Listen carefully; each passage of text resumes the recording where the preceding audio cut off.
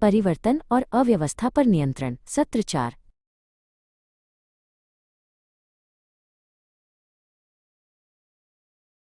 एक बड़े औद्योगिक संयंत्र की गूंज के बीच अर्जुन और करण खड़े थे। अर्जुन एक अनुभवी सुरक्षा अधिकारी थे, जबकि करण एक उत्साही युवा इंजीनियर था। अर्जुन ने संयंत्र के नक्शे की ओर इशारा करते हुए कहा, करण, इस उद्योग में बदलाव ही एकमात्र निरंतरता है, लेकिन अगर इस परिवर्तन को सही ढंग से प्रबंधित न किया जाए तो ये अव्यवस्था और तबाही का कारण बन सकता है। इसे ही हम मैनेजमेंट ऑफ चेंज एमओसी कहते हैं। करण ने पूछा, सर, क्या हर छोटा बदलाव एमओसी के दायरे में आता है? अगर हम एक पुराने वॉल्व को बिल्कुल उसी तरह के नए वॉल्व से बदलें तो? अर्जुन मुस्कुराए और बोले, नहीं करण, उसे रिप्लेसमेंट इन काइंड कहते हैं। जब आप बिल्कुल उसी विनिर्देश स्पेसिफिकेशन की चीज़ लगाते हैं तो वो सामान्य रखरखाव है, लेकिन यदि आप सामग्री, आकार या दबाव की क्षमता बदलते हैं तो वो एमओसी है। अर्जुन का चेहरा गंभीर हो गया। उन्होंने एक पुरानी तस्वीर निकाली। 1974 की फ्लिक्सबरो दुर्घटना याद है? वहाँ एक रिएक्टर में दरार आ गई थी। उसे हटाकर एक अस्थायी बाईपास पाइप लगाया गया। यह एक परिवर्तन था जिसे बिना उचित इंजीनियरिंग जांच के किया गया। किसी ने नहीं सोचा था कि यह अस्थायी व्यवस्था कितनी घातक हो सकती है। उस 20 इंच के अस्थायी पाइप ने दबाव नहीं झेला, अर्जुन ने समझाते हुए कहा। वो फट गया और भारी मात्रा में साइक्लोहेक्सिन का रिसाव हुआ।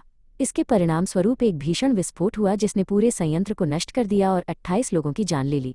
ये दुर्घटना हमें सिखाती है कि अस्थायी बदलाव भी स्थायी तबाही ला सकते हैं यदि उनका एमओसी न किया जाए। इसलिए अर्जुन ने जारी रखा, जब भी कोई बदलाव हो, चाहे वो तकनीकी हो, प्रक्रियात्मक हो या संगठनात्मक, हमें उसका जोखिम विश्लेषण करना चाहिए। एमओसी प्रक्रिया यह सुनिश्चित करती है कि बदलाव के बाद भी संयंत्र सुरक्षित रहे। बिना दस्तावेजीकरण और विशेषज्ञों की मंजूरी के कोई भी जुगाड़ नहीं चलेगा। कहानी आगे बढ़ी। अर्जुन अब आपातकालीन योजना इमरजेंसी प्लानिंग की ओर मुड़े। सिर्फ बदलाव को रोकना काफ़ी नहीं है, हमें अनहोनी के लिए तैयार भी रहना चाहिए।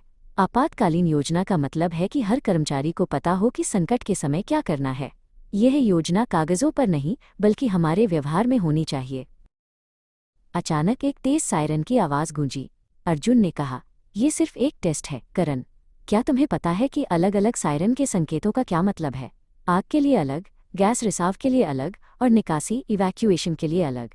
हर कर्मचारी को अलार्म सिग्नल पहचानना आना चाहिए ताकि कीमती समय बर्बाद न हो।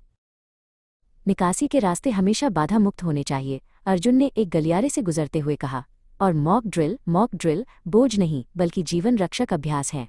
ड्रिल हमें सिखाती है कि बिना घबराए सुरक्षित स्थान तक कैसे पहुंचना है। जो पसीना हम ड्रिल में बहाते हैं वो आपातकाल में खून बहने से बचाता है।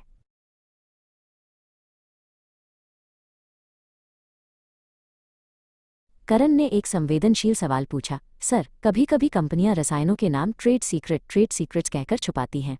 क्या वो सुरक्षित है? अर्जुन ने दृढ़ता से जवाब दिया, सुरक्षा के लिए ट्रेड सीक्रेट से समझौता नहीं किया जा सकता। व्यापारिक रहस्य अपनी जगह है, लेकिन श्रमिकों को उन रसायनों के खतरों के बारे में जानने का पूरा अधिकार है।